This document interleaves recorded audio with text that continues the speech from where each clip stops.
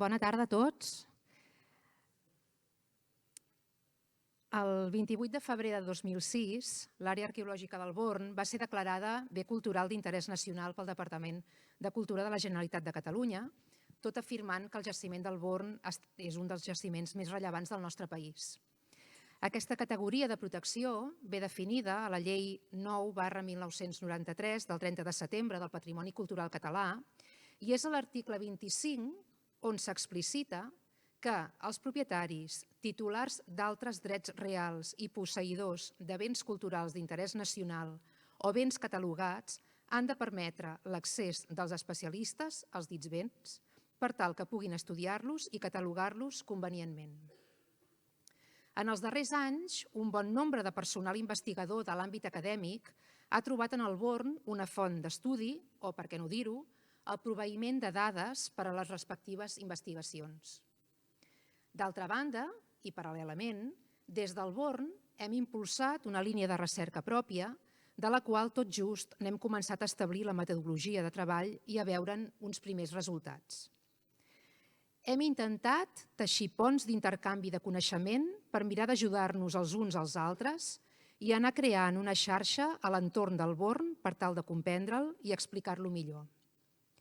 Per aquest motiu, en aquestes conferències Arqueoborn, no només donem espai a la difusió de la recerca feta des de dins de la casa, sinó també a la recerca que es desenvolupa des de fora, com han estat les conferències que hem fet el 14 de desembre de 2021, just demà farà 2 anys, quan vam parlar del cementiri islàmic de la plaça comercial, i la del 25 d'octubre de 2022, on vam saber que les restes de conill trobades aquí en el Born responien als treballs de la pell en instal·lacions adoberes situades rec amunt, ben a prop d'on som ara.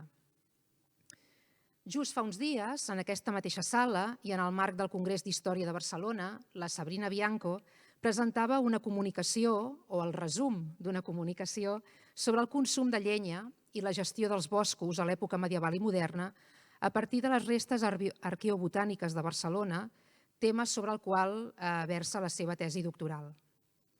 Però avui li hem demanat que ens parli dels fragments de carbó de llenya que s'han trobat a les intervencions arqueològiques dutes a terme en els darrers anys en el Mercat del Born, perquè aquestes mostres són testimoni important de l'explotació dels recursos naturals per part de la societat barcelonina del passat i particularment els carbons són la traça de la llenya cremada al llarg dels temps pels habitants del barri de la Ribera.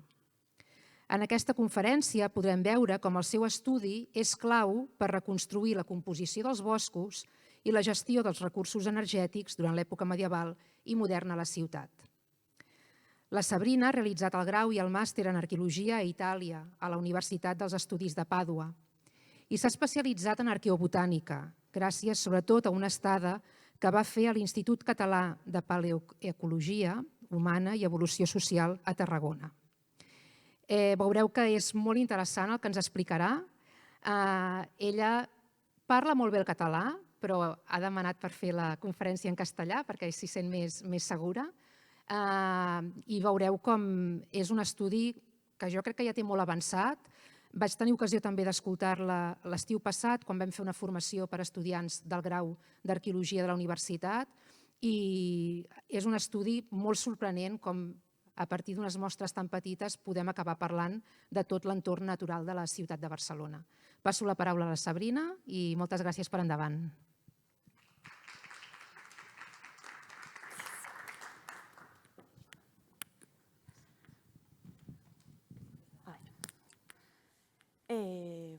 Bona tarda a tothom i moltes gràcies, Anna, per la presentació. La veritat és que quan m'han proposat fer aquesta conferència, al principi m'he sentit molt honrada, però també he tingut una síndrome de l'impostor immensa. Aquest jaciment té un alt valor per a mi i, a part per l'excepcionalitat de les restes, també perquè ha estat el lloc on he tingut l'oportunitat de començar la meva encara breu activitat acadèmica aquí a Catalunya. De fet, vaig començar a formar-me com a arqueobotànica i aprendre a estudiar les restes dels carbons del Born a l'IPES, a l'Institut Català de Paleoecologia Humana i Evolució Social a Tarragona, com a pràctica d'un Erasmus des de la Universitat de Pàdova, en 2019. amb la col·laboració del projecte Arqueobord i del projecte Paleobàrcino de la Universitat de Barcelona. I començant d'aquí, finalment m'he quedat, segueixo aquí, i he pogut ampliar la investigació a altres cronologies i contextos de la ciutat de Barcelona gràcies al projecte de doctorat que segueix en curs i acabaré, espero, l'any que ve. Llavors, abordar el tema del combustible, és a dir, la llenya, a Barcelona en època històrica, és abordar un tema estretament connectat a la història urbana i a l'evolució econòmica i comercial de la ciutat. Tenir en compte tot això suposa un gran repte, sobretot per una persona que ve de fora i que fa només 3 anys que viu directament a la ciutat. Per això crec que soc eternament agraïda als nombrosos seminaris, conferències i diàlegs que s'organitzen al llarg de l'any des del MUBA, des de la Tribuna d'Arqueologia, des de l'Arxiu Històric, iniciatives com aquesta de l'Arqueobord que permeten assabentar-se de les investigacions que s'estan duent a terme a la ciutat i aprendre moltíssim. En relació a l'art cronològic del qual parlaré avui, és a dir, del període medieval i modern, crec que és important donar les gràcies a historiadors que fa 20 anys o més que es dediquen a la història urbana i econòmica de Barcelona. Només per citar-nos alguns, que he llegit més directament, l'Albert García Espuche, el Philip Banks, el Pere Ortí, Ramon Pujada, l'Albert Cubelles, el Miquel Soberón, Luis Salas, el Xavier Caseneuve o el Santiago Gorostiza, entre altres. Els seus estudis són imprescindibles a l'hora de combinar les dades que tenim nosaltres amb les nostres anàlisis. A més, no són de menys importància les investigacions de totes i tots les arqueòlogues i els arqueòlegs que porten dècades dedicant-se a excavar a la ciutat de Barcelona, contribuint al coneixement a partir de l'estratigrafia i de l'estudi de la cultura material. I ho dic de persona amb formació en arqueologia. Sense ells no hi hauria ni contextos ni mostres d'arqueobotànica que estudiar. Més directament, i en relació amb el jaciment del Bord, dec molt a la feina de 20 anys del director de les excavacions, d'Antoni Fernández, i a l'equip d'arqueòlegs que van a participar a l'excavació del jaciment. I més directament, a mi, dec molt a la Vanessa Triay, que ha estat i continua sent una col·laboradora clau en aquest estudi. Cal agrair, òbviament, també la importantíssima col·laboració de la Carme Miró, que sempre m'ha suportat, i a l'Emili Revilla, que m'ha també ajudat moltíssim a l'Arxiu Arqueològic, l'Anna Molina, i més directament del meu director de tesi, el Santi Riera, que m'ha acollit al seu grup de recerca, l'Aete Lalué, que m'ha acollit al Laboratori d'Arqueobotànica de l'IPES, a Tarragona, i el Llorenç Picornell, que pel seu treball de revisió i supervisió en alguns aspectes més metodològics de la meva disciplina. No m'allargo més amb aquesta introducció i passaré ara al gra. Heu de disculpar-me, però, com ha dit l'Anna, passaré al castellà, així que us estalviaré l'agonia d'escoltar-me fer discursos amb el meu català parlat, que encara no gestiono gaire bé, i molts menys amb la pressió de l'escenari. Aquest era el títol que havia fet. Quiero empezar esta conferencia con una pequeña reflexión sobre la importancia del combustible y de la energía en las sociedades preindustriales. Bueno, y también después de la revolución industrial. Antes de la revolución industrial, las sociedades basaban principalmente sus fuentes energéticas sobre las plantas y los animales. Las plantas provisionaban comida para los humanos, para los animales daban fuerza motor y en parte también explotaban la fuerza motor del agua y del viento. Estas sociedades, que se denominan sociedades orgánicas, estaban estrictamente conectadas con el ciclo de la fotosíntesis, con estar en equilibrio con estos recursos y estas fuentes de energía. Por lo tanto, la cantidad de energía era limitada y dependía, como he dicho, del ciclo anual de la fotosíntesis. Y el desarrollo y el colapso de las sociedades era determinado, entre otras cosas, del equilibrio y de la capacidad de gestión de sus fuentes energéticas. En época histórica y sobre todo en la época bajo medieval, tendrán más pesos el comercio y los intercambios como factor que determina bueno, este crecimiento demográfico, este superamiento de estar completamente dependiente de las fuentes y de este, decimos, ambiente, de ecosistema cercano, pero decimos que la gran revolución tuvo lugar con la introducción de estos combustibles fósiles en las sociedades, en las civilizaciones.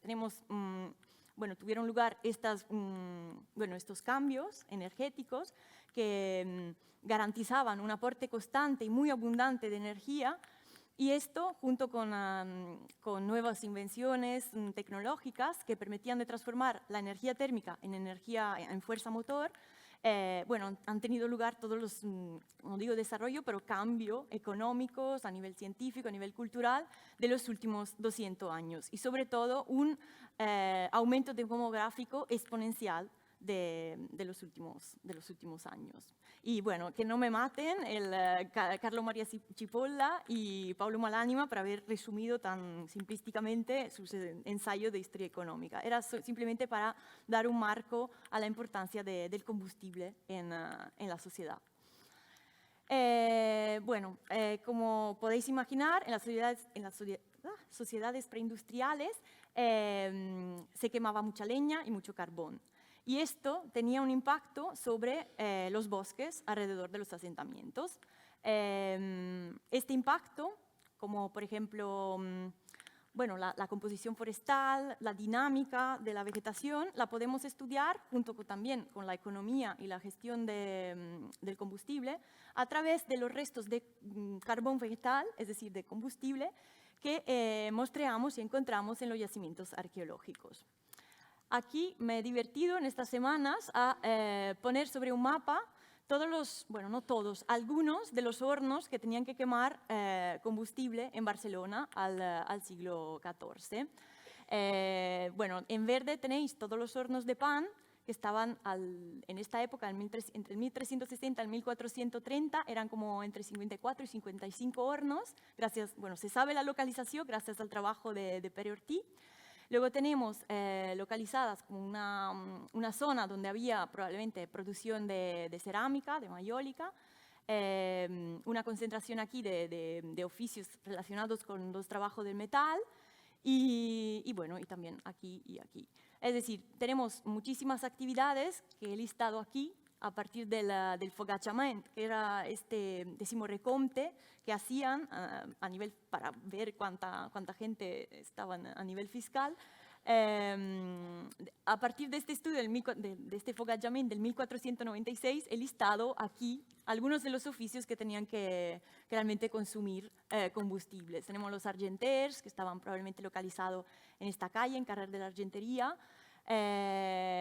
Todos estos oficios relacionados con el trabajo del metal o del bronce. Ojo, cuánta gente, cuántos ferrers y cuántos forners había en la ciudad en esta época. Bueno, ya volveremos después sobre este mapa, y este recuento no corresponde realmente al número de hornos, sino que era para dar una idea de la cantidad de gente. Obviamente no eran solo estos oficios que quemaban combustible, también se quemaba en casa, en ámbito doméstico, para cocinar, para calentarse. También los hospitales tenían que hacer un uso bastante importante de leña, o, por ejemplo, los baños públicos. Aquí os he puesto algunas imágenes extraídas de la Enciclopedia Diderot de oficios que tenían que quemar madera o carbón. Aquí tenéis un equivalente a un frener que producía ornamentos para caballos, para cabalgar caballos. Un oficio que decimos que el colteller, lo que producía cuchillos, o el candelier, que tenía que usar combustible para calentar el cebo, con lo cual hacían luego las velas o la cera. Y también aquí tenéis el forner. A ver si pasa ahora. Aquí tenéis algunas imágenes de llar de foc, de hogares domésticos, y aquí una foto de la exposición que ha tenido lugar hace poco de Provveimento Alimentario a Barcelona, donde se representa un fogón y una olla. Y aquí un brasero, que es un dibujo de un material que salió a la catedral. Pues por eso, por todos estos oficios, realmente el carbón es un material que encontramos muy a menudo en yacimientos arqueológicos y sobre todo a veces, sobre todo aquí en Barcelona o en contextos, decimos, no especiales, es la manera con la cual se conserva la leña, la madera hasta hoy en día. Porque bueno, la madera es un elemento, es como un material orgánico que se degrada muy fácilmente, a menos que no esté en un ambiente muy húmedo o muy seco.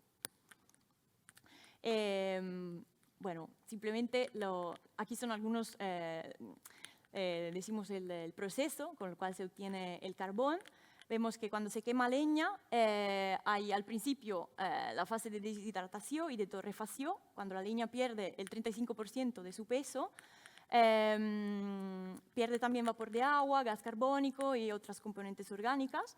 Y a partir de 270 grados hay una desintegración química de la celulosa y de la leñina, y estas se transforman en benzenoides. Si esta pirólisis pasa sin aire, en ambiente anaeróbico, obtenemos el carbón. Si pasa en ambiente aeróbico, se va a la comburación y ya se obtienen las cenizas. Entonces, el carbón es un residuo muy rico en carbonio y por eso es muy resistente a la degradación. La antracología, como habéis quizá entendido, es la disciplina de la arqueobotánica, que a su vez es una disciplina de la arqueología, que se dedica al estudio de los fragmentos de carbón muestreados desde yacimientos arqueológicos. Y lo hacemos para poder reconstruir el paisaje en el pasado, entender mejor la gestión de estos recursos, de estos bosques, y también intentar, decimos, aportar algo también sobre la economía de esta materia primera. Se basa sobre el hecho que el carbón conserva la estructura microscópica de la madera, que es característica, que es diferente en cada género o especie, y esta la podemos identificar a partir de la observación del material al microscopio. Aquí os he puesto una foto muy bonita de una viña, hecha con el microscopio de barrido, en la cual se ve como su estructura. La antracología tiene muchísimas implicaciones en diferentes ámbitos. En ámbito ambiental, por ejemplo, podemos evaluar el impacto antrópico de una sociedad, de una ciudad, sobre el ambiente cercano. Podemos investigar la transformación del paisaje, el grado de deforestación. A nivel más bien económico, podemos hablar de gestión de los bosques, del valor que tenía el combustible por determinadas actividades. Podemos también, decir algo sobre las importaciones, porque si encontramos una especie que sabemos que crecía en la montaña, que no podía crecer aquí cerca, también, es decir, podemos entender mejor de dónde traían el material. Y también a nivel cultural podemos hablar de simbología. Por ejemplo, hemos hecho un estudio a la necrópolis romana que se ha encontrado abajo del Mercat de Sant Antoni, donde hemos hecho todo el estudio y la identificación de las especies que utilizaban para estas cremaciones, para ver si había alguna especie en particular que usaban para estas actividades. Pues la antracología realmente es una disciplina muy nueva, es decir, se ha desarrollado a partir de los años 90, sobre todo a partir del laboratorio de la Universidad de Montpellier, y a partir de esos años se han dado muchas tesis doctorales para discutir y crear una base metodológica para dar valor a esta disciplina. Uno de los puntos que se ha debatido muchísimo es lo del valor paleoambiental de la antracología. Es decir, si realmente el conjunto de carbones que encontramos en el yacimiento nos pueden reflejar lo que había efectivamente alrededor del ambiente de la zona. En cronología más antiguas, con cronología prehistóricas, nos basamos sobre el principio del mínimo esfuerzo. Es decir, se supone que la recogida de leña tenía lugar en los alrededores de los asentamientos, porque no tenían que realmente hacer mucho esfuerzo para obtener este recurso, que tenía que ser un aporte diario. Entonces, damos por supuesto que la composición vegetal del entorno era lo que determinaba realmente la recogida de este material. Entonces, a partir de los fragmentos de carbones de las diferentes especies, podemos efectivamente saber la composición de la vegetación local. Pero bueno, esto se complica bastante, y tampoco es verdad siempre, cuando hablamos de cronología histórica, como luego os explicaré, y sobre todo en contextos urbanos. También tenemos que tener en cuenta que el carbón pasa a través de muchísimos filtros, y el primer filtro es la selección del hombre, es decir, que hay la persona que va al bosque y corta y recoge la leña. Entonces, el primer filtro es la sociedad misma, que decide qué bosques destinar al combustible y cuáles no. Hay un transporte, se puede producir carbón, se puede quemar un tipo de leña en una actividad o en otra. Es decir, tenemos un primer filtro que es de la sociedad, luego tenemos un filtro deposicional y postdeposicional, que es todo lo que pasa de cuando se utiliza la leña hasta cuando la encontramos. Es decir, si hay factores climáticos que influencian el estrato, es decir, todo lo que puede pasar al material mientras que nosotros lo encontramos. Luego tenemos un filtro más del muestreo, de la técnica arqueológica, de cuántas muestras se recogen, cómo se flota. Y luego, al final, obtenemos el diagrama antracológico, que es lo que tendría que reflejar la vegetación en el pasado. Para obviar a estos filtros, lo que hacemos en antracología es seleccionar niveles que serían más idóneos para estos estudios de ambiente. Entonces, bueno, preferimos niveles donde el sedimento se ha acumulado a lo largo de un intervalo de tiempo más amplio, como por ejemplo, bueno, niveles de uso, nivelaciones, reblimentos o amortiguaciones de pozos.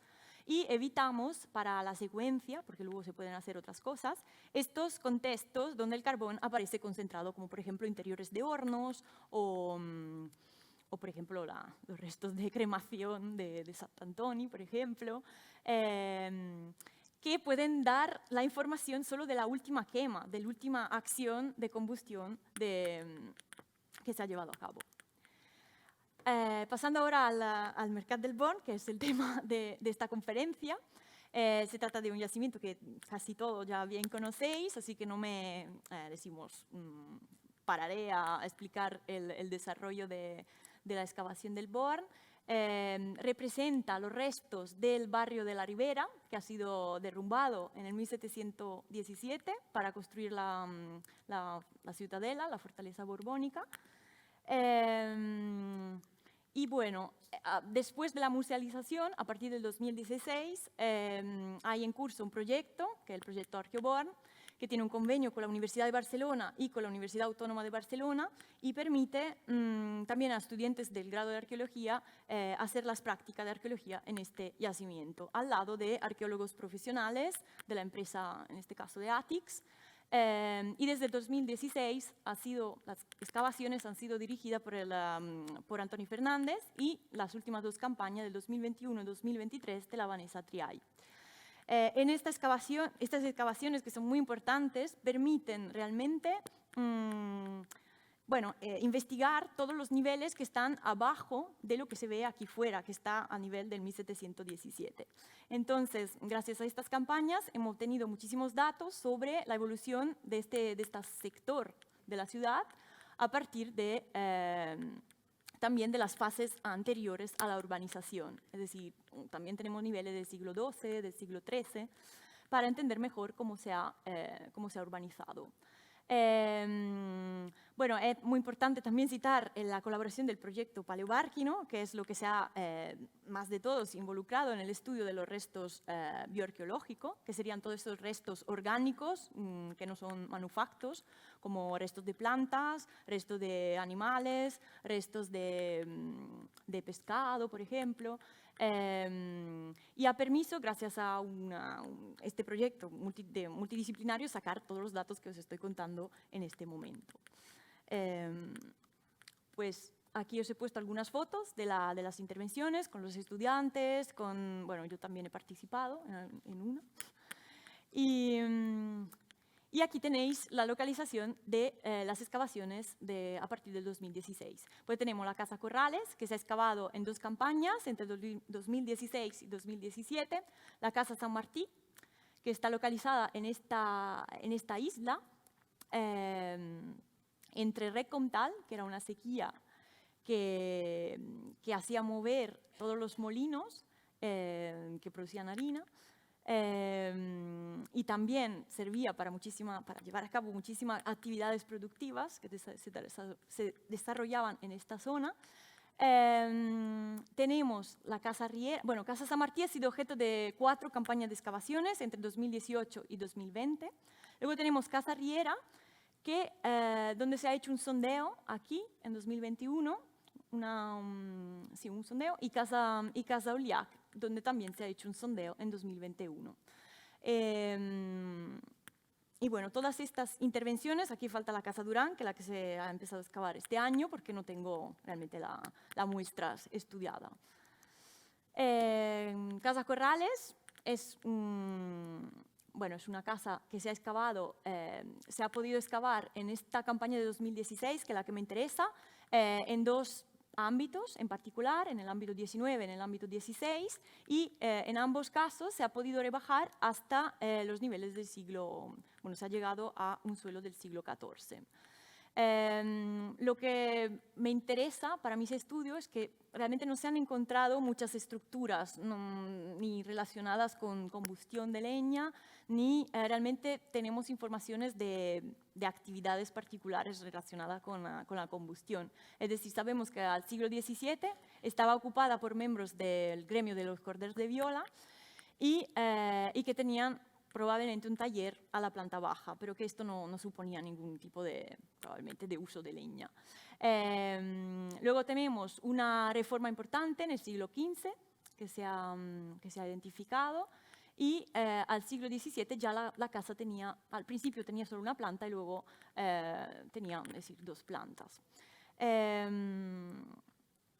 Ya está. Bueno, tampoco quiero sumergirme mucho sobre estos detalles, pero lo que interesa es que se han identificado muchísimos fragmentos de carbón que he hecho como trabajo de la tesina, de fin de máster. En total, 2.556, que son bastante para creo que 14 unidades estratigráficas, y que el trabajo ya ha sido publicado, como decimos, trabajo preliminar. Casa San Martí está localizada en esta zona, entre Rec Comtal y la Riera del Merdansar, que era una alcantarilla que llevaba los residuos hasta el Rec. Se ha excavado entre 2018 y 2020, pero tengo datos solo de la campaña de 2018 y 2019. Es decir, todos los estratos que se han excavado en 2020, que son los estratos más antiguos, se ha podido llegar a estratos del siglo XIII, que son de la fase anteriores a la urbanización de esta zona. Aún no tengo los datos arqueobotánicos y siguen en curso los análisis. En el siglo XIV se empieza a construir, pero se ha visto que se empieza a construir con una dinámica bastante diferente entre el ambiente 21 y el ambiente 22, y también es bastante complicado explicar, y no soy yo la experta en esto, en este momento, pero lo que me interesa es que en el curso del siglo XIV hemos identificado muchísimos niveles de uso, anivelaciones, que sí que se han podido estudiar a nivel arqueobotánico. Aún a nivel de oficios, sabemos que al siglo XV la casa era propiedad de una familia de basters que tenían una botiga, y estos basters son, decimos, artesanos que producían asientos por caballos, morrales, etcétera, como relacionados con el transporte, con los animales. Al inicio del siglo XVII la casa tuvo un cambio radical, se construye un pozo, tenemos una escalera, es decir, que nos indica que podía haber habido una segunda planta en esta fase. Y al 1681 ya se vende a Pere San Martí, que da el nombre a la casa, que era un arrendatario de mulas. Y tenía abajo la zona donde guardaban los animales. Estas son algunas fotos. Aquí veis al Antonio Fernández, el director, que estaba excavando los últimos niveles de esta casa, que se ve que está aún abierta. Y por terminar, aquí son las catas de Casa Riera y Casa Oliac. Aquí vemos el sondeo que se ha hecho en Casa Riera, que ha sido muy interesante porque se ha podido obtener información de los niveles anteriores a la construcción del muro que canalizaba esta claveguera, es decir, llamado Merdansar, que es decir, tenemos todos los niveles anteriores, que son del siglo XII, del siglo XIII, y lo que me interesa particularmente a nivel arqueobotánico es que probablemente estos niveles, es decir, tenemos material remezclado, podían ser, decimos, resultados de inundaciones, de desbordamientos desde canal, cuando al principio no estaba aún bien arreglado, y después ya tenemos niveles del siglo XIV, donde, es decir, construyen el muro, y ya estos niveles realmente son probablemente sedimento que se ha acumulado en la zona después de diferentes actividades. Y tenemos un salto cronológico en el siglo XV y estos son niveles del siglo XVI, ya cuando había la casa, como la conocemos, Casa Riera. Esta era una casa muy pequeña, residencial, tenía tres niveles, 3 plantas, y al siglo XV sabemos que era propiedad de un barbero. Después ha pasado en mano de un artesano de los zapatos, un sabater, y después en el siglo XVII también un baster. Es decir, ninguno de estos oficios son realmente relevantes a nivel de combustión de material.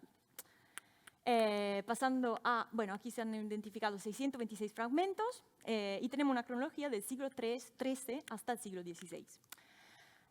Por terminar, está el sondeo que se ha hecho en Casa Oliac, que era una de las casas al siglo XV más grandes del yacimiento. La cata ha permiso de identificar niveles, esta vez, anteriores a la construcción de este muro, que era el muro que canalizaba el Rec Comtal, que en un momento del siglo XIV, al final del siglo XIII, empiezan a construir. Entonces, todos estos niveles, como hemos visto anteriormente, realmente están representando material que está aportado de otra zona, probablemente, o remezclado. Y todos estos tratos superiores son niveles más relacionados con la casa. Aquí pasando a la metodología, lo que hacemos es recoger sedimento de las diferentes unidades estratigráficas. Hacemos un primer tamizado en seco en el yacimiento, gracias a este chiringuito, este tamiz, que se ha hecho, decimos, en manera casera, que tiene una malla de 4 milímetros. Y esto permite recuperar las muestras de carbón, de semillas, de microfauna, de gasterópodos, y hacer un primer triado. Después se llevaba el sedimento al archivo arqueológico de Zona Franca para llevar a cabo la flotación. La flotación realmente es bastante básica, se echa el sedimento en cubos, se añade agua y el material carbonizado, como es más ligero, flota y lo podemos verter sobre estas columnas de tamices y recuperarlo. Luego se hace un triado, se seca y se hace un triado del material. Y finalmente el material llega a nuestro laboratorio y lo podemos observar cortando cada fragmento de carbón en las 3 secciones de observación de la madera y observando esta estructura microscópica a través de un microscopio óptico de reflexión. La identificación de la especie, la identificación taxonómica, se lleva a cabo gracias a estos atlases, que son nuestra Biblia, y la comparación con una colección de referencia que tenemos en el IPES, que se ha construido yendo en el bosque, seleccionando la especie de la cual estamos seguros que es esta especie y carbonizando en laboratorio. Entonces, esta comparación es muy importante para la identificación. Aquí tenéis, bueno, simplemente para enseñaros cómo es la estructura de la madera. Tenemos aquí la estructura de las plantas frondosas, tipo el roble, por ejemplo. Aquí la estructura de las coníferas. Son bastante diferentes la una de la otra. Y bueno, cada especie tiene una estructura particular, una disposición particular de los vasos, de los radios, etc.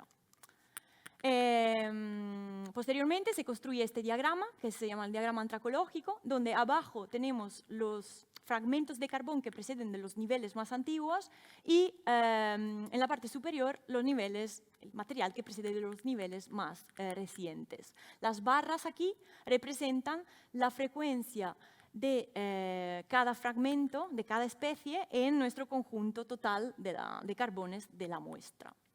Es muy importante, creo, remarcar que es bastante fundamental tener un número de fragmentos mínimo para poder hacer este tipo de diagrama, porque a veces, si estudiamos muy pocos fragmentos, se nos pueden disparar algunas barras y dar como una información un poco alterada de la realidad. Pasando un poco ahora a los resultados, empiezo por Casa Corrales, que está localizada aquí. Este es el diagrama de los resultados y decimos que resalta como a primera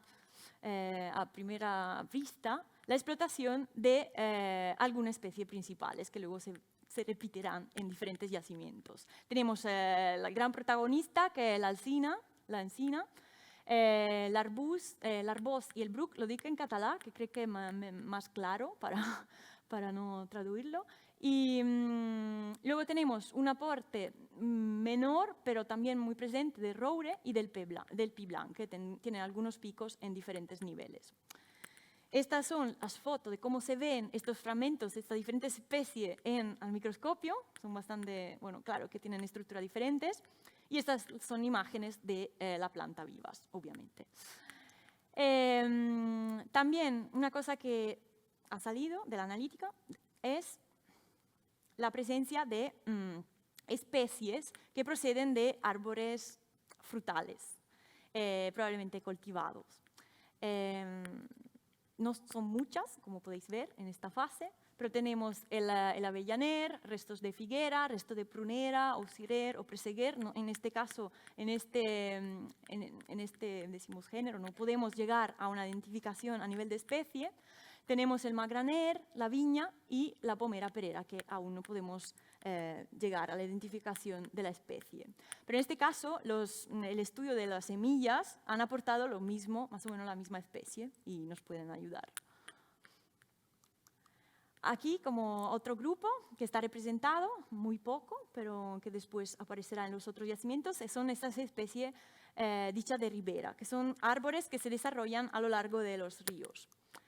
Como en este caso tenemos el verne, el pollancre, el sauce, el salce, y bueno, están representados en la secuencia realmente de manera muy menor.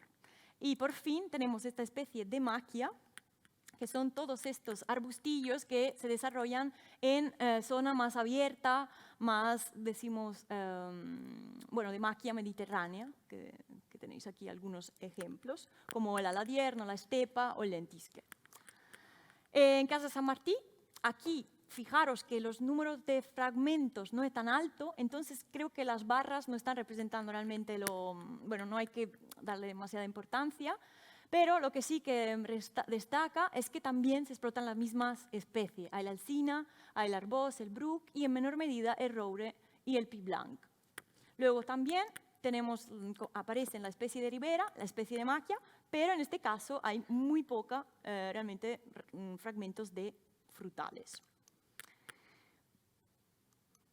En Casa Riera, esto es el diagrama antracológico que hemos hecho últimamente, de hecho tiene un estilo un poco diferente.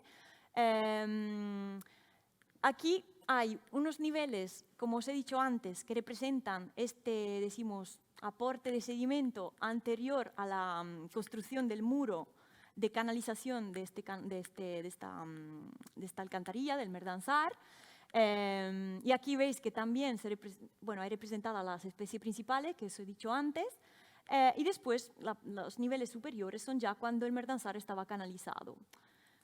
Es interesante aquí destacar que, bueno, aparte de la alcina, el arbosebruch, que está representado, no hay un gran aporte de roure, que es esto aquí, pero sí que aparecen muchos restos de árboles frutales y de especie de ribera. En este caso, en estos niveles, se pueden relacionar mucho con las fuentes escritas que ha estudiado el Philip Banks, que hablan de la presencia de huertos en esta zona. Pero claro, en las fuentes escritas no citan, no detallan la especie de árbol que realmente se cultivaba en estos huertos. Y gracias a estas analíticas yo creo que es interesante porque podemos llegar a saber lo que realmente estaban cultivando en estos huertos. En Casa Oliac, también aquí tenemos niveles anteriores a la construcción del muro de canalización de Rec Comtal, y después los niveles ya que hacen referencia al sector. Tenemos también la misma especie, la alcina, el arbosebruch. Es bastante aburrido porque sale todo perfectamente homogéneo. Y aquí tenemos las plantas frutales, que, bueno, la leña que probablemente era resultado de podas de estos árboles frutales, y las especies de maquia. Y ojo aquí que hay un pico bastante interesante, importante del llentisque en esta parte de la secuencia. Bueno, pasando un poco a la discusión, os repropongo aquí el mapa de las actividades productivas que tenían que quemar leña y combustible. Y creo que es importante en estos análisis tener en cuenta que hay algunas actividades que quemaban determinados tipos de leña. Por ejemplo, los hornos de pan, que a la época en este mapa eran como 54. Tenemos alguna citación del libro del Consell, gracias a un trabajo de Miquel Soberón, que evidencian que se destinaba sobre todo la leña de arbós y de bruc a estos hornos de pan.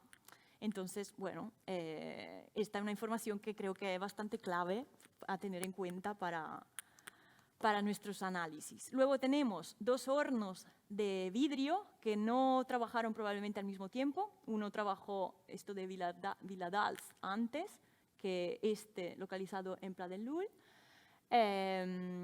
Y sobre el forno de Viladals tenemos una información relativa al Consell, que acorda a que toda la leña que es cremés fos de pi.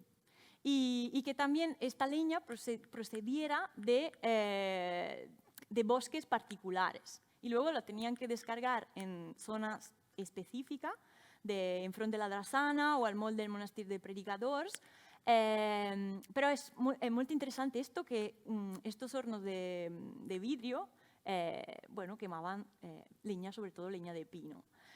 También nos indican hay una limitación que hace el Consell a cuánta leña podían quemar al día este horno, que estaban limitadas a 4 somadas al día, que probablemente eran alrededor de 360 kilos de leña. Y esta era una limitación que le habían puesto porque probablemente quemaban mucha más, es decir, que había necesidad de limitar el consumo de estos hornos. Al 1394 se alarga, se amplia un poco la concesión a 4 somadas de leña grosa más 4 somadas de leña petita, que corresponde más o menos a 540 kilos de madera al día. Para el forn posterior de Pla del Llull, entre el 1453 y el 1640,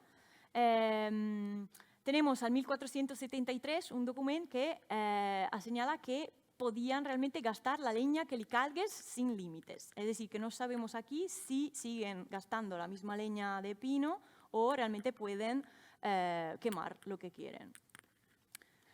También hablando de los hornos, de los ferrers o realmente de las fornals, Sabemos que los ferrer, como también los otros oficios, a final del siglo XIV estaban organizados en gremios. Y aquí hay, bueno, se sabe que el carbó, sobre todo el carbó de bruc, era lo que se destinaba al trabajo del ferrer. Y sabemos también en 1571 que había una tienda que vendía carbón solo para los asociados de este gremio. Es decir, creo que también hay que tener en cuenta estos datos para lo que realmente nuevo nos sale en nuestro conjunto. Bueno, al siglo XIV ya las actividades económicas y comerciales de la ciudad estaban muy bien institucionalizadas, muy bien controladas, y ha sido objeto de un seminario muy interesante el año pasado sobre el provvedimento alimentario, y en particular por la leña. Se han identificado, gracias al estudio de Miquel Soberón, a también la revisión de este libro de la Mostaza Fía, que era un libro que recogía todas las normas y las regulaciones sobre el comercio y sobre los pesos y las medidas en Barcelona. Tenemos la indicación de dónde se tenía que descargar la leña. En el siglo XIV se tenía que descargar probablemente cerca de la Torre Nova o a final de Carrer Rodor, aquí cerca de la desembocadura de Rec, en el barrio de la Ribera, esto es el Mercat del Born. Pero a finales ya del siglo XIV, ya en el siglo XV, estos consejeros tenían mucha preocupación por el riesgo de incendios. Como empezaba a arribar muchísima madera por vía mar, se acumulaba aquí en esta zona de la Ribera, deciden de mover las áreas de descarga a los baluartes de Ponent y de Llevant, y de Ponent. Luego sabemos que la zona realmente para la venta de leña, sobre todo la que venía por mar, estaba localizada aquí, a la Plaza Nova, donde había una pesa, y también había otra pesa aquí en el portal de la Boquería, que pesaba sobre todo material que venía vía tierra. Pero lo que es interesante es que a partir de la mitad del siglo XIV, como indica el estudio del dret d'ancoratge, que es un estudio de los registros que está llevando a cabo el Miquel Soberón, se ve que a partir del siglo XIV la leña que arriba per mar tiene el mayor peso sobre la leña que arriba vía tierra. Y por ejemplo, en el siglo XV hay un año donde llegan como 6.000 toneladas de leña a Barcelona, para daros un orden de amplitud. Y esta leña, gracias al estudio del dret d'ancoratge, sabemos de dónde viene, y mayoritariamente venía del área del Maresme. Bueno, a nivel de estudio, por también mi investigación, lo que realmente queríamos hacer, aparte de incluir los estudios del Born, era ampliar un poco la cronología para conectarnos con, decimos, la fase alto medieval. Entonces, la idea era ver cómo ha variado el abastecimiento de combustible, de leña, en Barcelona, en una cronología, en un arco de tiempo muy amplio. En este arco cronológico hay muchísimos cambios a nivel político, institucional, a nivel económico, hay crisis, cambios demográficos, aumentos demográficos, y sobre todo hay una variabilidad climática bastante importante, porque se pasa de un óptimum climático medieval hasta final del siglo XIII a lo que se denomina la pequeña edad del hielo a partir del siglo XIV hasta el siglo XIX. Y esta petita edad del hielo, en Cataluña realmente no hay glaciaciones, pero sí que implicaba una mayor variabilidad climática, una alternancia probablemente de periodos de alta pluviоsidad con periodos más de sequeras. Entonces era interesante ver cómo todos estos elementos han realmente influenciado el abastecimiento de combustible. Lo que se ha hecho es un estudio, añadiendo también otros yacimientos, no solo el Born, pero quiero destacar que ha provisionado la mayoría de los fragmentos, porque tenemos un muestreo sistemático que en otros casos no hemos podido llevar a cabo. Finalmente se ha podido construir la secuencia antrachológica general de la cronología, de época medieval y moderna. Tenemos aquí abajo niveles del siglo VI hasta niveles del siglo XVII. Y lo que podéis ver es que aquí los gran protagonistas, la Alsina, la Arbós y el Bruc, se mantienen por toda la secuencia. Tenemos, como decimos, variación. Hay en época medieval, hasta el siglo XIV, una escasa explotación de la alcina, como que arriba al 20%, y si comparamos con cronología romana, que también hemos estudiado, en época romana sí que se utilizaba mucho más alcina, y luego a partir del siglo XV-XVI hay un aumento de esta especie. Por cuanto en relación con el arbós y el bruc se mantienen bastante, hay altos y bajos, pero siempre están presentes. Lo que destaca aquí es la presencia de pino, que se concentra a partir del siglo XVI, y la presencia de roble, que también en los estratos medievales no está muy presente, pero sí que empieza a aparecer a partir del siglo XV. Otros aspectos que quiero remarcar, que también he un poco introducido antes, es la explotación de estas formaciones. Hay explotación de leña de árboles frutales, cultivados probablemente, hasta el siglo XIV, y a partir del XV ya veis que aquí no aparecen más estos taxones. Y también hay una explotación de especie de maquia, que a partir también del siglo XV ya no nos aparecen en la secuencia. A nivel de especies principales, decimos que son muy idóneas para la obtención de combustible, porque naturalmente tienen un crecimiento que cuando cortas a nivel de tronco tienen la capacidad de rebrotar y hacer este tipo de estructuras. Estructuras polípodes. Todas estas tienen la capacidad de rebrotar, mientras que el pino no la tiene. Y el pino, en muchos estudios, se ha asociado a la presencia de encinares como disturbado. Es decir, cuando hay incendios, el pino es la primera especie que coloniza este espacio. Entonces, cuando vemos la presencia de pino que aumenta al siglo XVI, quizá nos está indicando que ya había presencia de bosque, no digo en Barcelona, quizá también en otra zona, pero había más presencia de bosques un poco disturbados. Y el pino no tiene esta capacidad de rebrotar y de poderlo gestionar, así como lo encinar. Esta tradición de explotación de estas especies realmente tiene un origen bastante antiguo, porque también en época romana, como hemos podido constatar, gracias a muestreo de diferentes intervenciones a lo largo de la muralla romana, nos han indicado que también hay la explotación de estas mismas tres especies. La composición de esta especie se repite y es bastante constante a lo largo entre el siglo I y el siglo VI. Es decir, que ya parece que están gestionando esta especie para, a nivel casi sostenible, para poder obtener siempre leña de los encinares. Y aquí también veis representadas las tres especies, como decimos, continuación de la misma tradición. Y también, hay que destacar que casi 4.000 fragmentos de esa secuencia, que tiene 6.000 y pico, que seguimos, añadiendo, vienen del yacimiento del Born. Aquí os he puesto una imagen de estos encinares, gestionado así, a Trasmocho. Y esta es una foto actual del 2023 del bosque de Collserola.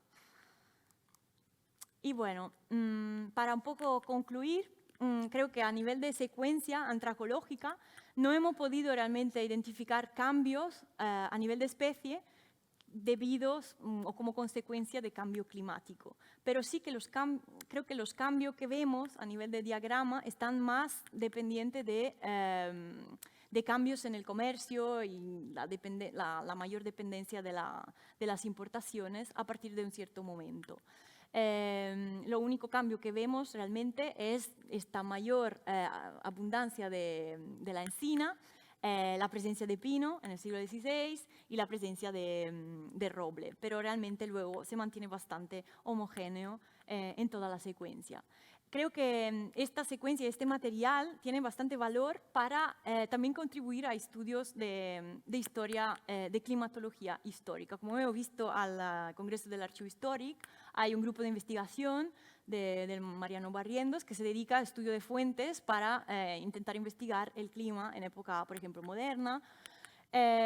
Y creo que lo que se puede hacer a partir de estos fragmentos de carbón es hacer estudios isotópicos del carbono 13 que permite saber, decimos, evaluar la cantidad de, bueno, la tasa de precipitaciones, es un poco complejo, pero resumido, decimos que podemos investigar la tasa de precipitaciones a la cuales han sido sujetas estas plantas que luego se han quemado. Es decir, gracias a estos estudios isotópicos ya se están muy de moda, se están llevando a cabo en muchísimo material, y yo creo que el material de Barcelona, con este material podemos contribuir a validar o ver qué pasa, si realmente los resultados que tenemos de los isótopos coincide con lo que dicen las fuentes o no. Es decir, creo que es bastante importante poder llevar a cabo esta investigación y bueno, y también podemos aplicar los isótopos también a la secuencia humana sobre los cuales no tenemos tantas fuentes.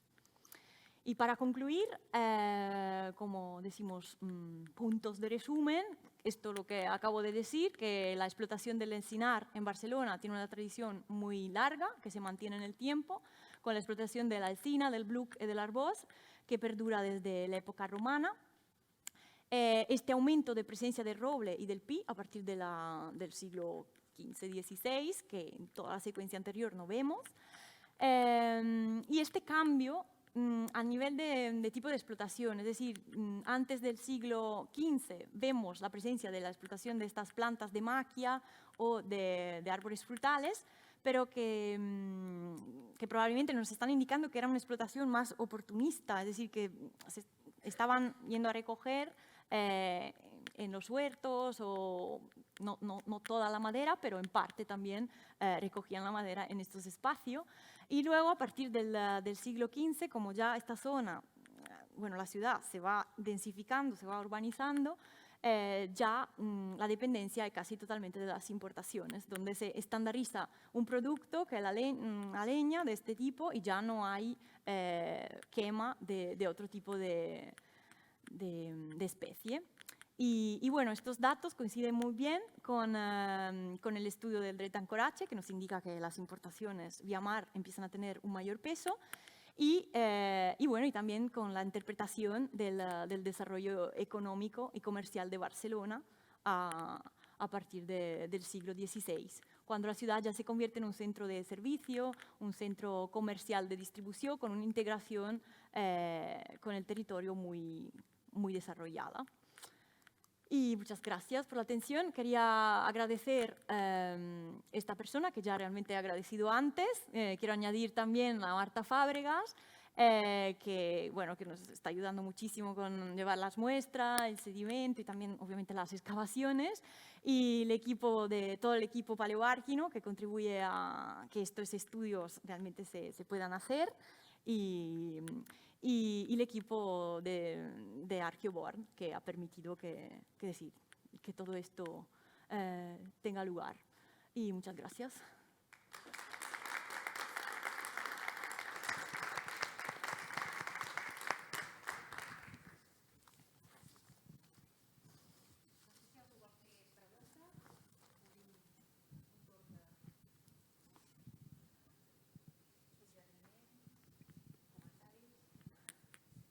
Hola, dos preguntas. Una de tipo metodológico. ¿Hay alguna manera de inferir a través de un carbón si el resto procede de una madera que se quemó o ya era carbón? Y la otra sería, has hecho un planteamiento muy interesante, sobre todo en clave de evolución paleoambiental. Pero hay algunas cosas, por ejemplo, estaba mirando los resultados, no sé si era 16-17, siglo XVI-XVII, entre Casa Corrales y Casa San Martí, y habían unas diferencias un poco sutiles, me parece que era en la proporción de encina y pino en un mismo momento. Y entonces, ¿se pueden plantear otras cuestiones, por ejemplo, más de tipo social? San Martí y Corrales. No sé si había dicho Riera. Por ejemplo, aquí, Casa San Martí, siglo XVI, hay mucho roble, mucha alsina, y me parece que era en corrales que había más... Sí, picos de pino. Sí, algún pico en el 16 de pino. Claro, el hecho es Entonces, que... Perdón, seguí. No, sí puede ser, o sea, introducir la cuestión de la clave social, quién está ocupando la casa, si tiene más accesibilidad a una madera de buena calidad como pueda ser el roble y otros que lo tienen más de pino. Bueno, introducir un poco la cuestión social aparte de la ambiental. Sí, la verdad que podría ser. Es decir, a nivel de casa riera, creo que hay que fijarse muy poco de estos picos, porque, bueno, realmente no se han estudiado muchos fragmentos. Entonces, el pino ahí aparece disparado, realmente son solo 52 fragmentos. Entonces, bueno, no sé, habría que un poco ampliar la muestra. Pero que sí, que podría ser perfectamente, que como la madera realmente en este periodo llegaba al mercado, tenía precio diferente, la leña de roble o de alcina era más cara con respecto a la leña de pino, y sí, puede ser que realmente estaban comprando una leña más barata. Pero por eso yo creo que es importante ver muchos yacimientos y mucho material para intentar ver tendencias, porque en este caso, si estudiamos los niveles de Casa Corrales, como realmente lo que se había publicado, que sí que se ha asociado esta bajada del Bruc en esta fase del siglo XVI, por ejemplo, con un cambio de inquilinos de la casa, que a lo mejor iban a comprar en otro sitio la leña, pero es muy difícil saberlo a partir de estos datos.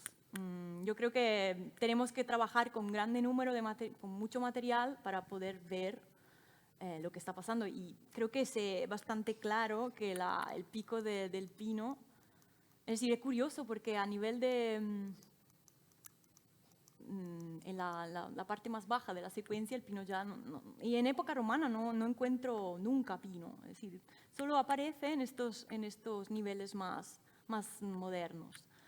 En relación con la pregunta si se puede distinguir el carbón, es decir, carbón de leña de la leña, es una gran pregunta, porque se han hecho ese estudio donde se ha, decimos, relacionado la presencia de vitrificación, si el carbón aparece como casi cristal, como vitrificado, con todas las estructuras fusionadas.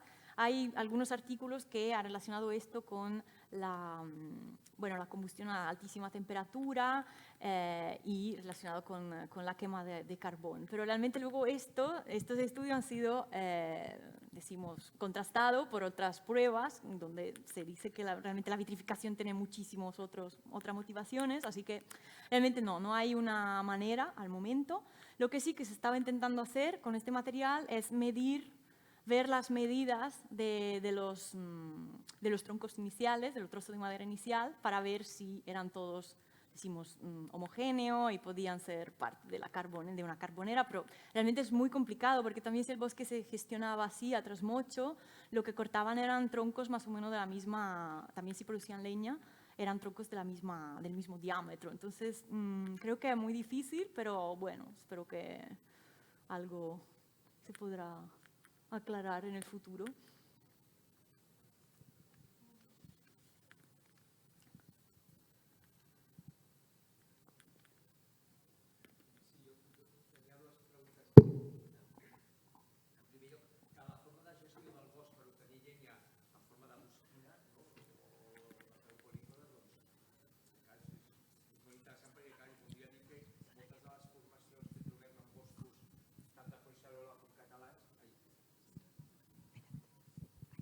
Collserola com catalans, aquest tipus de bosquines no deixa de ser un bosc gestionat culturalment, i llavors també se li dona un valor que sempre s'ha tractat d'una forma una mica, una bosquina és com una degradació i en el fons és una forma de treballar-ho.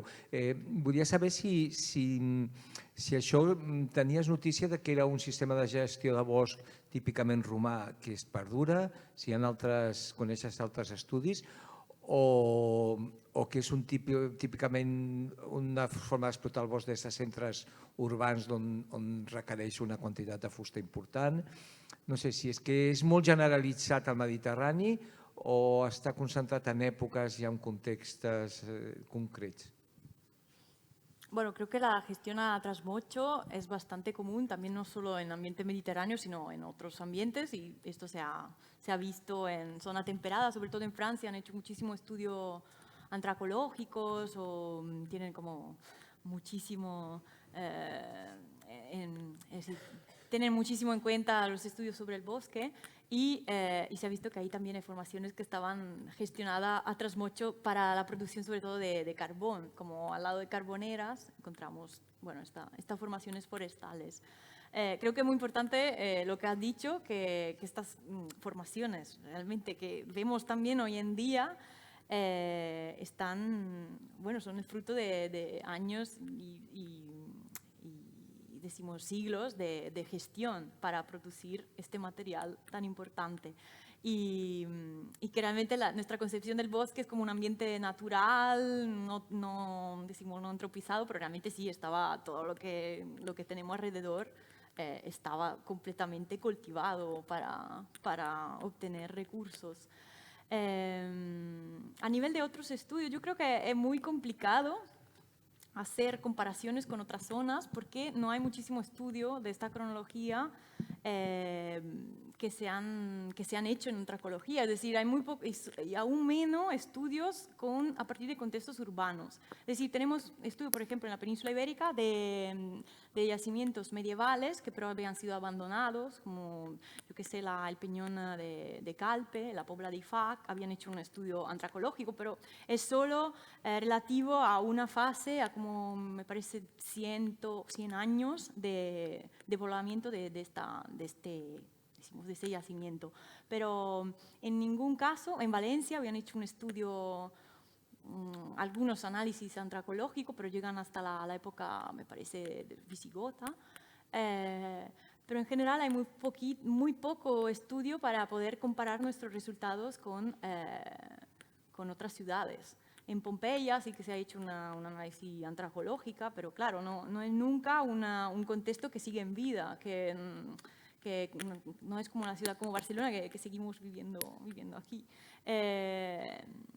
Y eso, no sé si he contestado. Realmente esta gestión a trasmocho yo creo que tiene una larguísima tradición y que en época medieval también tenemos constancia de esta gestión a trasmocho con árboles más dedicados para otra cosa, no para el combustible, el coppice and stands en inglés. Y tenemos constancia de esto gracias también a estudio de dendrocronología o dendroecología, que estudian como troncos y secuencia de anillos muy elevados. Pero no sabría bien, creo que es una línea que tenemos que explorar.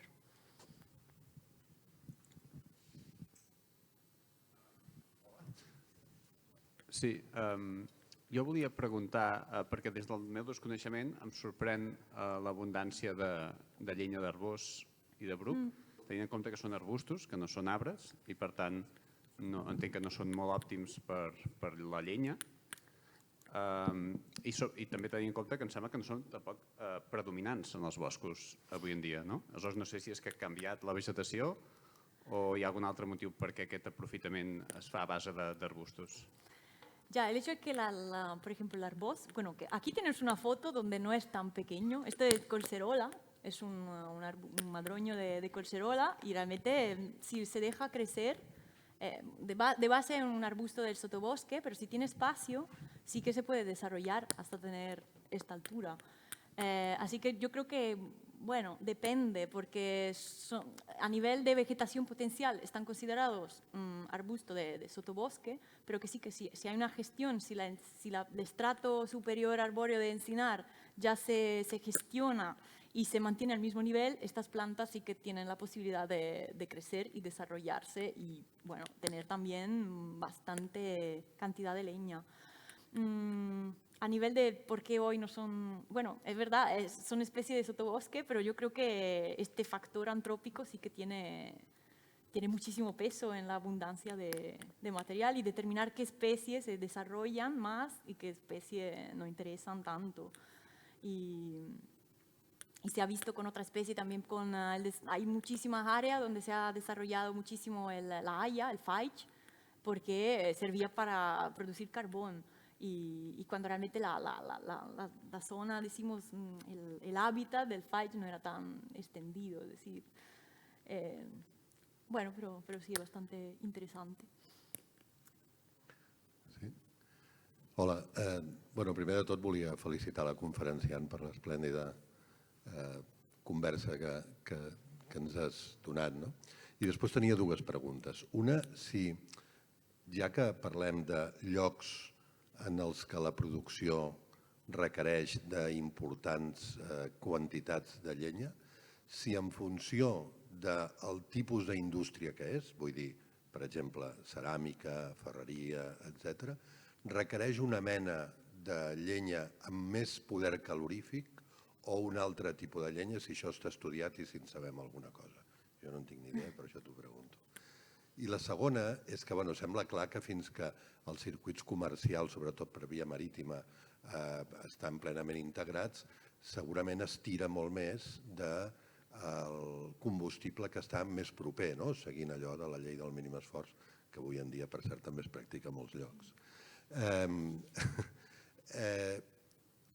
Això voldria dir que estem rodejats de boscos d'alzina, probablement a Collserola, probablement a la serralada litoral que determina el Maresme amb les zones del Vallès, etc. I volia saber si coneixes, si s'han fet estudis territorials i de paisatge que permeten identificar infraestructures d'explotació d'aquesta llenya. Vull dir, camins, vull dir, no sé, si tenim traces de l'explotació d'aquesta llenya en aquestes àrees i especialment a Collserola, a terrassaments, no sé, o altres menes d'infraestructuras. Gracias. Bueno, empiezo por la última pregunta. Creo que a nivel de terrazamiento sí que estaban estudiados. Bueno, hay un trabajo del Josep María Palet, me parece recordar, sobre estos sistemas de terraza.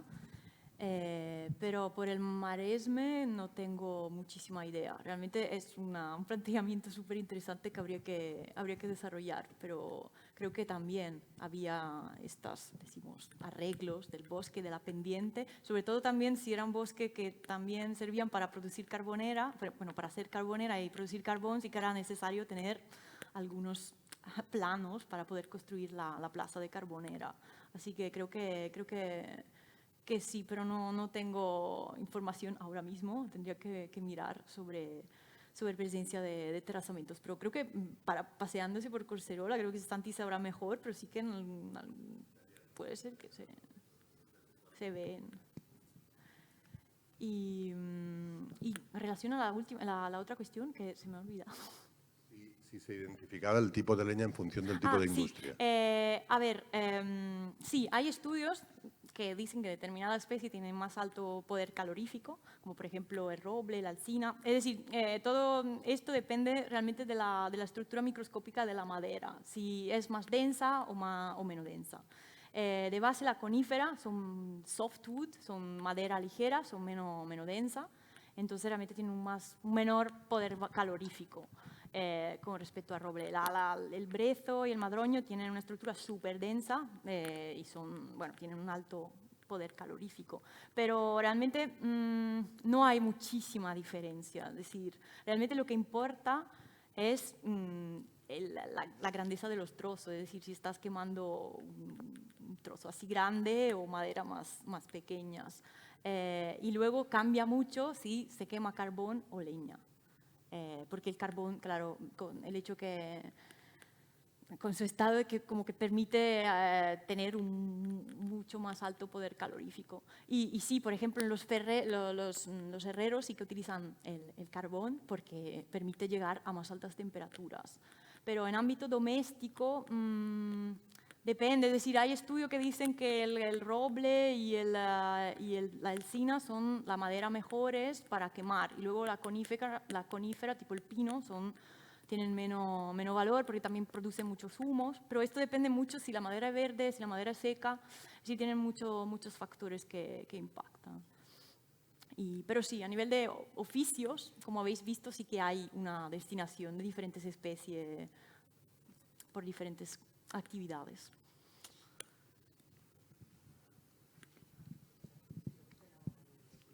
Hola. Hola. Jo tenia una pregunta com una mica fora de lloc, però en qualsevol cas, tot el que referencieu ho situeu en entorn, diguem-li, de llenya, no de fusta associada a bigues, etc., que també poden estar cremades. Però en qualsevol cas, diguem-li, fins i tot des d'un punt de vista documental, que també m'he fixat, no es diferencia l'ús de la fusta per vestides, sostres, tot això no. No ho dic en negatiu, dic que no ho contempleu, vaja. Que a nivel de identificaciones es muy difícil porque lo que estudiamos son fragmentos muy pequeños, a menos que no se conserven muy bien o también estén in situ, ya como que se ve que son restos de incendio, restos de viga, es muy difícil diferenciar. Lo que sí que nos permite diferenciar un poco es si hay presencia de algunas especies que sabemos que tenían que importar desde la montaña y que probablemente no eran zona de aprovisionamiento de combustible porque simplemente no era conveniente importar desde tan lejos. Sí que podemos hacer hipótesis sobre la presencia. Por ejemplo, si encontramos el pino silvestris, el pino de montaña, en este caso, bueno, o sea, también hay estudio también de estructuras y de muebles, que realmente es más probable que venga de material constructivo.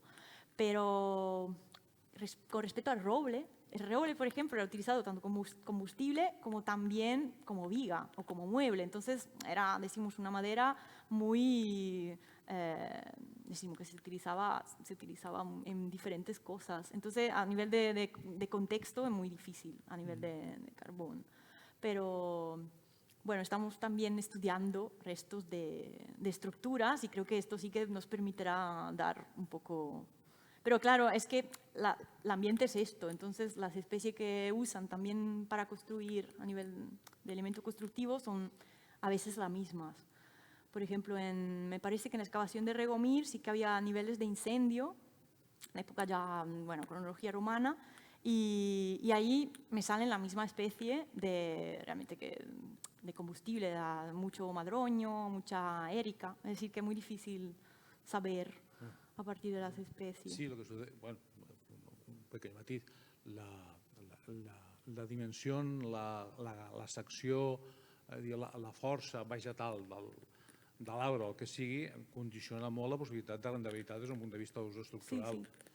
No és el mateix l'arbós, per exemple, pots haver trobat restes, no dic que no, però l'arbós probablement no et dona la suficient potència en forma de dimensions i de secció com per utilitzar en ús de bigues, forjats, vestides, etc. De fet, és que la pirada que tinc jo, això m'agrada a mi, però vull dir que em semblava molt interessant poder també desplaçar, incloure aquesta variable de elementos de construcción. Perquè seria interessant. Bueno, yo creo que a nivel de pino sí que podría venir también de vigas, però... Sí, això és el que jo et diria, però és el que jo et diria perquè jo tinc la part del SAT, no tinc la part d'excavació. Però... Per exemple, les llates no, i les llates són les que més aviat cremen. La llata és el que va entre viga i viga, vaja. És el que més aviat crema, perquè acaben coses, etc. i ho substitueix. Normalment la llata no és pi, no acostuma a ser pi. Això... Es muy difícil. Una pregunta si estas variables se contemplaban. Yo realmente he incluido y he hablado de combustible también porque realmente a nivel teórico es lo que realmente crea más muestra, crea más fragmento de carbón, pero es obvio que en esta secuencia podemos tener algunas interferencias de objetos, de quema de mueble, a lo mejor se le rompe una silla, la tira, no sé. Es decir, que puede también todos estos restos de alguna zona, tipo la especie de ribera, tipo el sauce o el polancre, es decir, que tenemos fuentes que nos hablan del uso para muebles o para otro objeto, es decir, que no lo podemos saber a partir de un fragmento de 4 milímetros. Pero sí, esto del pino y del roble yo creo que es interesante. Y bueno, realmente la secuencia se basa sobre una cantidad muy grande de fragmentos en diferentes unidades estratigráficas. Entonces, claro, si en las diferentes unidades obtenemos la misma composición, no todas pueden ser restos de incendios o es decir, esto también es una manera un poco para... Ens queden 5 minuts, més o menys. Alguna pregunta més? El Santi, algú més? No? Doncs, en principi... Disculpa, jo és que era per aclarir, per expressar un parell d'idees. En primer lloc, és evident que l'arbós i el bruc no són espècies que avui en dia utilitzem habitualment amb llars de foc, però jo crec que l'alzina, l'arbós i el bruc al final acaben tenint la mateixa forma, en forma de bosquina, i és per això que s'utilitzen. Per això preguntava aquesta mena de rotació de l'explotació del bosc que fa que aquestes tres espècies acabin de tenir una forma molt similar, perquè s'ha semblat molt, vull dir, inclús l'alzina va perdent com diàmetre fins que s'apropa molt a la forma del bruc. Això és un bruc que les branques són del mateix tamany que l'alzina. Suposo que això també ha de tenir valor en quant a l'exportació o al desplaçament de la fusta, que tinguin calibratges similars, etc.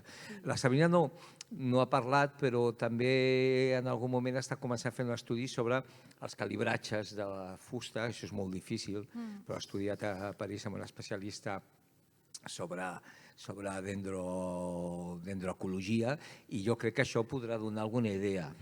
Quan comencis a dir quins diàmetres de fusta, aquí potser comences a dir que aquesta fusta té un diàmetre que és compatible amb biga i en canvi la del bruc no és compatible en res. Això jo crec que en el futur dirà alguna cosa. I simplement l'última anotació és que sobre les estructures d'explotació forestal de Collserola o de l'entorn és difícil, però l'únic que sí que jo constato, després d'haver caminat molt, és que a Collserola no he vist mai una plataforma carbonera. I en canvi, a Senyores del Munt, a Montseny, al Montnegre i a Montserrat són molt abundants. I això sempre m'ha sorprès i sempre he pensat que Collserola era un lloc d'explotació de llenya i sempre es va evitar fer carbó a Collserola, perquè és que no he vist mai una plataforma carbonera a Collserola. No dic que no existeixi, jo no l'he sabut veure, i en altres llocs de les serralades litorals i prelitorals, quan camines, és que en veus una darrere l'altra.